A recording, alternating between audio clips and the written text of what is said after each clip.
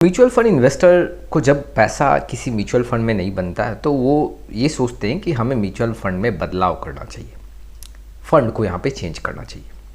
आज मैं कुछ यहाँ पे तथ्य रखूँगा जिसके बेसिस पे आप डिसीजन ले सकते हो कि क्या हमें फंड में बदलाव करना चाहिए नहीं करना चाहिए।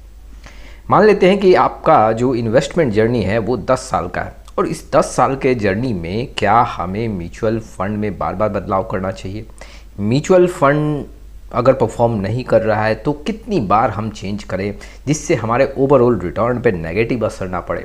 हमें क्या क्या पैरामीटर्स का ध्यान रखना चाहिए, इन सारी बातों का विश्लेषण आज हम इस वीडियो में कवर करेंगे। चलिए शुरुआत करते हैं। लेकिन आप में से बहुत ऐसे इन्वेस्टर हैं जिनको पोर्टफोलियो रिव्यू और डिज़ाइन को लेकर प्रॉब्लम है। डिस्क्रिप्शन बॉक्स में आए डिटेल चेक करें और व्हाट्सअप नंबर के थ्रू हमारे साथ जुड़ सकते हैं। देखो, मैं जो यहाँ पे बेसिक पॉइंट रखूँगा उस बेसिक पॉइंट में इन्वेस्टर को काफ़ी ज़्यादा क्लियर हो जाएगा कि एग्जैक्टली क्या डिसीजन लेना चाहिए। काफ़ी समराइज़ करके आपके सामने तथ्य रखूँगा, सिंपल जो यहाँ पे प्रोसेस है उसको मैं समझाऊँगा और जो एक प्रैक्टिकल अप्रोच है वो आपके सामने रखूँगा। सबसे पहले हमें ये समझना पड़ेगा कि हमें म्यूचुअल फंड में बदलाव क्यों करना है। हमारे पोर्टफोलियो में अगर 5 फंड है, 6 फंड है, तो हम क्यों फंड को चेंज करें। देखो, अगर कोई भी म्यूचुअल फंड को जब आप सेलेक्ट किए हो अपने पोर्टफोलियो में और वो कुछ एक पैरामीटर पे फिट नहीं बैठता है तो आपको अपने फंड में बदलाव करना चाहिए। सबसे फर्स्ट पैरामीटर, आप जिस रिटर्न के मकसद से उस म्यूचुअल फंड के साथ जुड़े हो, क्या वो रिटर्न वो फंड प्रोवाइड कर रहा है। अगर प्रोवाइड कर रहा है तब तो ठीक है, नहीं प्रोवाइड कर रहा है तो क्या क्या रीजंस है। क्या वो बेंचमार्क को बीट कर रहा है लॉन्ग टाइम में, क्या कैटेगरी एवरेज को वो पछाड़ रहा है लॉन्ग टाइम में। अगर वाकई में लॉन्ग टाइम में कैटेगरी एवरेज से धीरे धीरे वो पीछे छूट रहा है, चाहे वो आप 5 साल या 7 साल का आंकड़ा देख रहे हो, तो एग्जैक्टली वहाँ पे आपको फंड में बदलाव करना चाहिए।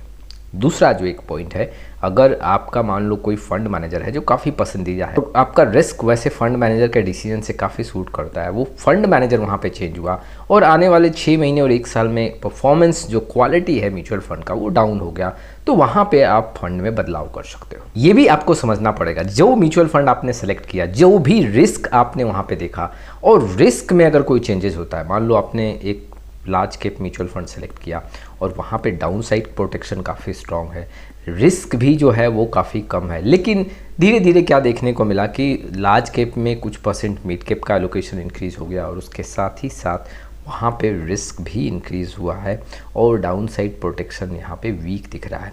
तो ऐसे में वहाँ भी फंड में आप बदलाव कर सकते हो, चाहे वो स्मॉल कैप हो चाहे वो मिड कैप हो, आप फंड में बदलाव कर सकते हो।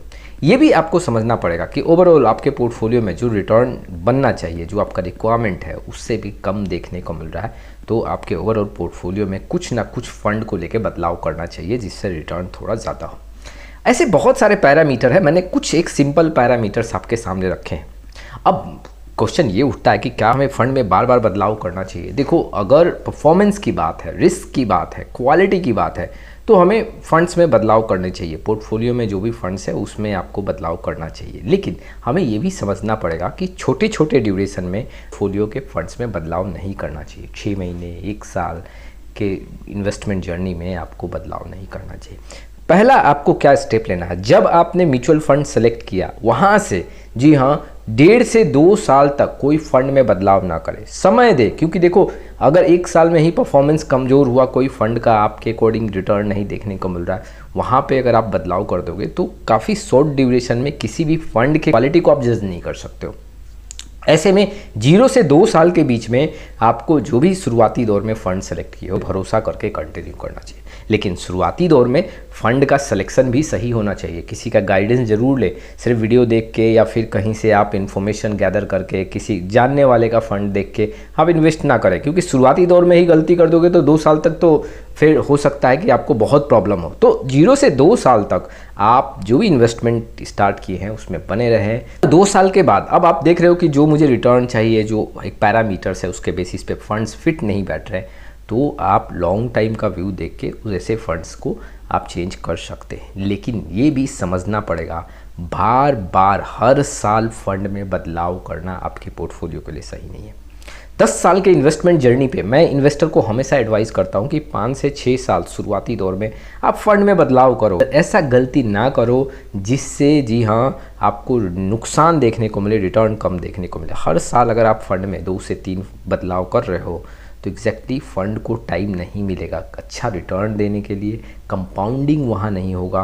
देखो किसी भी फंड में अच्छा पैसा तभी बनता है जब आप उसमें समय देते हो। आप 10 साल पहले कोई म्यूचुअल फंड में पैसा लगाए होगे, अब उसका रिटर्न देखो, और जो 2 साल पहले म्यूचुअल फंड में पैसा लगाओ अभी उसका रिटर्न देखो, दोनों में आपको ज़मीन आसमान का फ़र्क पड़ेगा। क्यों?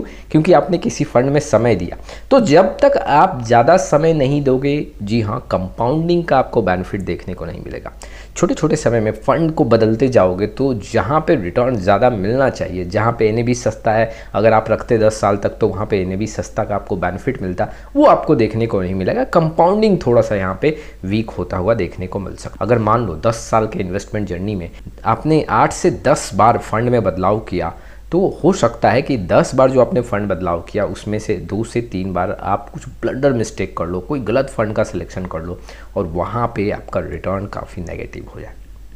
इन्वेस्टर को मैं यहाँ पे बताना चाहता हूँ कि आप कोशिश करो कि 5 से 6 साल में, जी हाँ, मैक्स टू मैक्स हम कम से कम 3 से 4 बार फंड में बदलाव करें, बार बार फंड में बदलाव ना करें। ऐसा कोई प्रिंसिपल नहीं है कि फ़ंड में बदलाव नहीं करना चाहिए, ऐसा कोई प्रिंसिपल नहीं है कि फ़ंड में बदलाव सिर्फ 5 से 6 साल ही करना चाहिए, ऐसा कोई प्रिंसिपल नहीं है कि हम 9वें साल हो या फिर 8वें साल का ड्यूरेशन कंप्लीट कर लो तो वहाँ फंड में बदलाव नहीं कर सकते, कर सकते हैं। लेकिन आप प्रैक्टिकल एक अप्रोच देखो तो बार बार फंड में बदलाव करना लॉन्ग टाइम के लिए सही नहीं है। जी हाँ, शुरुआती दौर में आप फंड में बदलाव करो जिससे आपका थोड़ा सा एक समय मिले फंड को और आपको रिटर्न ज़्यादा देखने को मिले। ऐसे तो देखो हर एक इन्वेस्टर का अपना रिस्क कैपेसिटी है, रिक्वायरमेंट है और उसके बेसिस पे फंड में बदलाव करना चाहिए। 10 साल के इन्वेस्टमेंट जर्नी में मैं इन्वेस्टर को यही एडवाइस करूंगा कि 3 से 4 बार आप फंड में बदलाव करें। शुरुआती के 5-6 साल में आप फंड में बदलाव कर सकते हैं, बाकी लास्ट के 4-5 साल जो होंगे कम से कम उसमें फ़ंड में बदलाव ना करें, क्योंकि वहाँ पे थोड़ा सा अच्छा रिटर्न देखने को मिले। थोड़ा सा वहाँ पे ग्रोथ का समय दो जो भी आपने फ़ंड सेलेक्ट किया है, जिससे एक बहुत बड़ा कॉर्पस तैयार हो। और ऐसे बहुत सारे एग्जाम्पल हैं, अगर आप उसको चेक करोगे तो पता चलेगा एग्जैक्टली फंड्स का परफॉर्मेंस कमज़ोर हुआ, फिर अच्छा हुआ, फिर कमज़ोर हुआ, और कई बार आपको क्या देखने को मिला कि डाउन साइड प्रोटेक्शन भी कमज़ोर हुआ। जैसे कि मैं एक एग्जांपल आपके सामने रखूं, Axis small cap mutual fund का example, HDFC small cap mutual fund का एग्जांपल ले लो। 2018, 19, 20 का आंकड़ा देखोगे तो एक्सिस स्मॉल कैप ने हर एक स्मॉल कैप को पीछे छोड़ा। एचडीएफसी स्मॉल कैप वहाँ पे काफ़ी कमज़ोर देखने को मिल रहा था, लेकिन अब एचडीएफसी स्मॉल कैप का आंकड़ा देखो अच्छा देखने को मिल रहा है। एक समय था quant small cap mutual fund का ताबड़तोड़ रिटर्न बनता हुआ देखने को मिला, अब क्वांट स्मॉल कैप में थोड़ा सा डेटा कमज़ोर देखने को मिल रहा है। लेकिन ऐसा नहीं है कि आने वाले समय में quant small cap mutual fund का परफॉर्मेंस कमज़ोर रह जाएगा। आने वाले समय में किसी ना किसी दिन, किसी ना किसी ईयर में वो म्यूचुअल फंड फिर से रिटर्न काफ़ी अच्छे फिगर में आपके सामने रखेगा। ऐसे पॉइंट्स को आपको ध्यान देना पड़ेगा। तो ये कुछ इन्फॉर्मेशन थे जो इन्वेस्टर के लिए इंपॉर्टेंट है। आपका क्या राय इस वीडियो को लेकर कमेंट बॉक्स में जरूर आए। फिर मिलेंगे एक नए वीडियो के साथ, तब तक के लिए जय हिंद, जय भारत।